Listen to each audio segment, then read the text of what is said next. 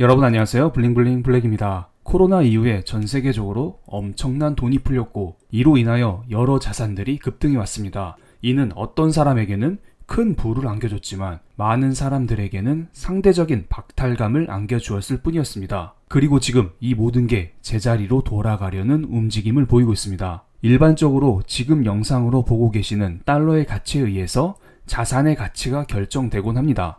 달러는 보통 안전자산의 끝판왕으로 알려져 있습니다. 모든 자산이 그렇다는 것은 아니고 모든 경우에 그렇다는 것은 아니지만 2022년도처럼 달러가 급하게 오르게 되면 위험자산인 주식, 부동산이 크게 흔들리곤 합니다. 지금 보고 계신 차트는 파란색 달러 인덱스와 녹색 S&P 500 지수를 나타낸 것인데요. 22년도 들어서 달러가 급등하자 미국 증시가 고점을 찍고 추락하는 모습을 보이고 있습니다. 그래서 우리는 달러의 가치, 방향성, 이것들을 유심히 살펴볼 필요가 있어 보입니다. 현재 달러의 가치가 상승하면서 상대적으로 원화의 가치는 떨어지고 있습니다. 그러면서 원달러 환율이 1,300원 부근까지 올라갔습니다. 자세히 보시면 2020년 3월 코로나 경제 위기가 터졌을 때보다 살짝 원달러 환율이 높은 것을 알 수가 있습니다. 그래서 많은 분들이 지금의 상황을 걱정하고 계십니다. 도대체 원달러 환율 어디까지 올라가는 거냐? 저도 걱정이 되는 것은 마찬가지입니다. 그래서 이번 영상에서는 달러가 어떻게 흘러갈지, 원달러 환율이 어떻게 흘러갈지, 그리고 이에 따른 우리의 투자 전략에 대해서 논의하는 시간을 갖겠습니다. 이것은 지난 영상에서 잠깐 설명드렸던 내용인데요. 달러의 가치에 영향을 미치는 요소를 체크해봤습니다. 먼저 다른 강대국의 화폐, 유럽의 유로와 중국의 위안화의 가치가 떨어지면 상대적으로 미국 달러의 가치는 상승하게 되어 있습니다. 그리고 미국 경제가 튼튼하면 미국 화폐인 달러 역시 강세를 보일 수밖에 없겠죠. 또한 미국에서 금리 인상을 강하게 서두르면 돈 값인 달러의 가치 역시 상승할 수밖에 없습니다. 이번 영상에서는 이 세 가지를 두루두루 점검하면서 현재 상황이 어떻게 흘러가고 있는지 이것들을 체크해 보겠습니다. 먼저 유럽 상황을 간단히 보겠습니다. 유럽은 지속적으로 전쟁을 하고 있기 때문에 그냥 전쟁 계속하고 있구나, 추가적인 악재는 없겠지, 이렇게 아니란 생각을 하실 수가 있는데요. 최근 들어 유럽에 새로운 문제가 생겼습니다. 이것들을 빠르게 체크해 보겠습니다. 러시아와 우크라이나 전쟁은 지금 현재 진행형입니다. 러시아는 지속적으로 우크라이나를 침공하고 있고 크림반도 위쪽에 있는 헤르손 지역 병합 계획을 공식적으로 발표했습니다. 완전히 자기 땅으로 만들겠다는 거겠죠. 이 지역에 러시아 화폐인 루브라를 사용할 것을 명령했죠. 그리고 돈바스 지역, 마리우폴 등등 나머지 지역도 차근차근 그런 작업을 진행할 것으로 예상되고 있습니다. 그런데 여러분, 우크라이나 전쟁은 어떻게 시작하게 됐나요? 명목상으로 중립국이었던 우크라이나가 나토 가입 의사를 밝히면서 전쟁이 시작됐습니다.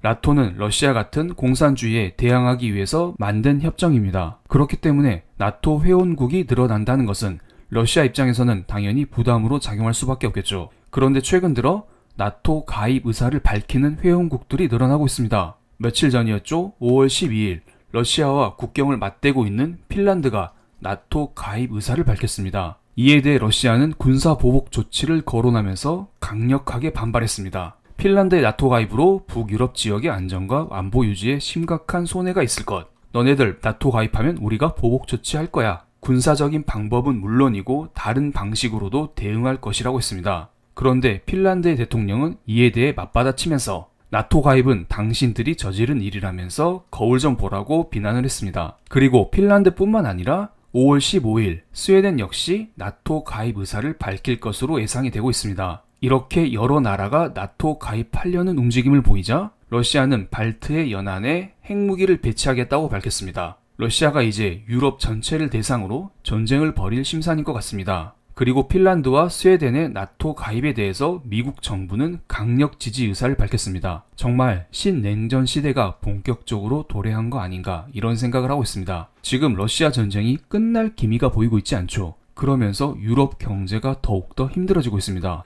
유럽 경제가 더욱더 힘들어지자 유럽의 화폐인 유로화의 가치가 지속적으로 떨어지고 있는데요. 특히 전쟁이 시작된 2월 달부터 유로화의 가치는 지속적으로 떨어지고 있고 지금 현재에도 계속 떨어지고 있습니다. 만약에 핀란드, 스웨덴 같은 추가적인 나토 가입 및 추가적인 전쟁이 발생하게 되면 유로화의 가치는 더욱더 떨어지면서 달러의 가치는 더욱더 강해질 거다, 이런 예상을 우리는 할 수가 있습니다. 그럼 이번에는 바다 건너 중국을 살펴보겠습니다. 중국의 위안화 역시 지속적으로 가치가 떨어지고 있습니다. 방금 달러에서 살펴보듯이 중국 경제가 안 좋거나 중국 금리 인하가 발생하면 위안화의 가치는 떨어질 수밖에 없게 되어 있습니다. 아시다시피 중국은 지금 락다운을 하고 있습니다. 그런데 중국 봉쇄 조치 과정에서 여러 가지 부작용이 나오고 있습니다. 미국 애플의 조립 공장인 폭스콘은 선전 공장 가동 중단을 발표했죠. 그러면서 애플은 40억에서 80억 달러의 매출 손실이 예상된다고 밝혔습니다. 또한 상하이 봉쇄 조치로 테슬라 상하이 공장은 4월달 전기차 생산량이 3월달 전기차 생산량의 40분의 1 미만 수준으로 떨어졌다고 합니다. 그러니까 중국이 봉쇄 조치를 하면서 단순히 중국 경제만 힘들어지는 게 아니라 이게 중국 내부의 공장을 지니고 있는 미국 기업, 다른 기업들의 실적, 경제 상황에도 안 좋은 영향을 미치고 있다는 것입니다. 이것은 상하이시 내부 사진인데요. 동네와 동네 사이에 바리게이트를 쳐서 주민 간의 이동을 강제로 막고 있는 상황입니다. 중국이 공산당이니까 이런 것도 가능하겠죠. 그런데 약간 희망적인 기사가 나왔습니다. 지금까지 중국은 봉쇄를 강화하겠다, 봉쇄만 하겠다 이런 말을 했었는데요. 만약에 중국의 경제수도 상하이에서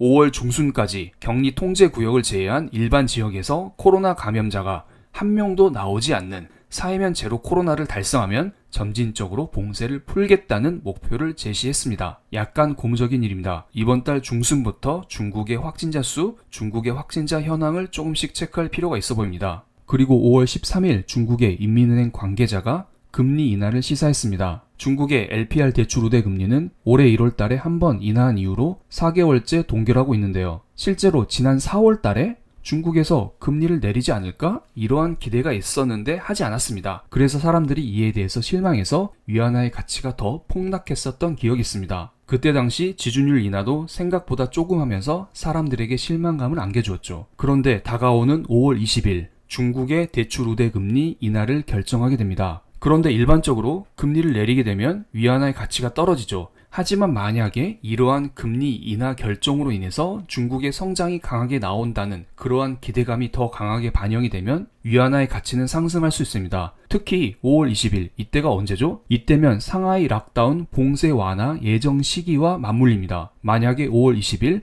금리가 인하되면서 상하이에서 봉쇄가 점점 완화되면 중국 경제가 살아날 수 있다. 이런 기대감과 함께 위안화가 강세로 돌아서지 않을까요? 그게 아니면 위안화 약세 정도가 점점 약해지지 않을까요? 그리고 현재 유럽과 중국의 경제 상황이 매우 좋지 않습니다. 이렇게 되면 당구의 3쿠션처럼 돌고 돌아서 미국 경제에 타격을 입히지 않을까요? 예를 들어 방금 설명드린 애플, 테슬라 제품 생산에 차질을 빚고 있다는 기사가 있습니다. 이렇게 되면 미국 경제에 타격이 올 것은 분명합니다. 또한 러시아 전쟁이 길어지면서 글로벌 물가 상승이 지속되면 미국 사람들의 생활이 힘들어지지 않을까요? 과거 2019년 미중 무역 당시에도 파월 연준 의장은 미중 무역 전쟁으로 인한 역풍이 남아있기 때문에 미국 경제가 어렵다 이런 말을 하곤 했습니다. 그래서 5월 14일에 발표된 미국의 5월달 미시간대 소비자 태도 지수가 전월보다 둔화되었다는 소식이 나왔습니다. 또한 향후 6개월간 경기를 예상하는 5월 소비자 기대 지수 역시 전월 수치인 62.5보다 낮은 56.3을 기록했다고 합니다. 지금 글로벌 경제가 안 좋기 때문에 이것이 돌고 돌아서 미국 경제에 안 좋은 영향을 미치고 있습니다. 그렇기 때문에 미국도 금리 인상을 강하게 할 수가 없는 것입니다. 5월 12일 파월 연준 의장의 유임이 결정되었는데요. 5월 초 연준회의에서 파월 연준 의장은 0.5% 금리 인상을 주장했었는데 5월 12일 인터뷰 자리에서 역시 0.5% 금리 인상을 또다시 강조했습니다. 다른 이야기지만 금리 인상을 조금 더 일찍 시작하는 게 더 적절했을 것이라면서 약간 후회 섞인 발언도 하긴 했습니다. 그럼 여기에서 초반에 설명드렸던 그림을 다시 한번 보겠습니다. 지금 유로화는 지속적으로 약세를 보이고 있고요. 위안화는 5월 20일부터 어느 정도 약세폭이 줄어들 수 있는 기대감이 있습니다. 그리고 글로벌 경제가 좋지 않기 때문에 미국 경제가 슬슬 꺾이는 게 보이고 있습니다. 그러면서 금리 인상이 생각보다 강하게 일어나고 있진 않습니다. 많은 사람들이 75bp, 0.75% 금리 인상을 주장하고 있지만 파월 연준 의장은 지속적으로 0.5% 금리 인상을 주장하고 있죠. 그렇게 되면 지금의 달러 강세가 약간은 꺾이게 될 수 있지 않을까요? 이런 기대감을 우리는 할 수가 있게 됩니다. 물론 지금의 물가 상승세는 심각한 수준이죠. 그렇기 때문에 미국에서 금리 인상을 멈추기에는 어려울 거라 보고요. 그렇기 때문에 달러 강세 역시 쉽게 꺾이진 않을 거라 보지만 지금보다 강세 속도가 완화되거나 혹은 다른 나라의 경제 상황이 개선되면 달러가 꺾이게 될 수도 있습니다. 이렇게 달러의 급격한 상승의 진정이 나오게 되면 신흥국 증시 입장에서는 숨통을 트일 수가 있게 되고요. 물론 신흥국 증시, 미국 증시가 당장 V자 반등이 나올 여건은 되지 않습니다. 지금은 바닥을 다지는 구간을 한번 확인할 필요가 있어 보이고요. 당연히 바닥을 다지기 위해서는 유럽과 중국 경제가 먼저 살아나야 할 것으로 보입니다. 그럼 오늘 영상 여기에서 마치겠습니다. 감사합니다.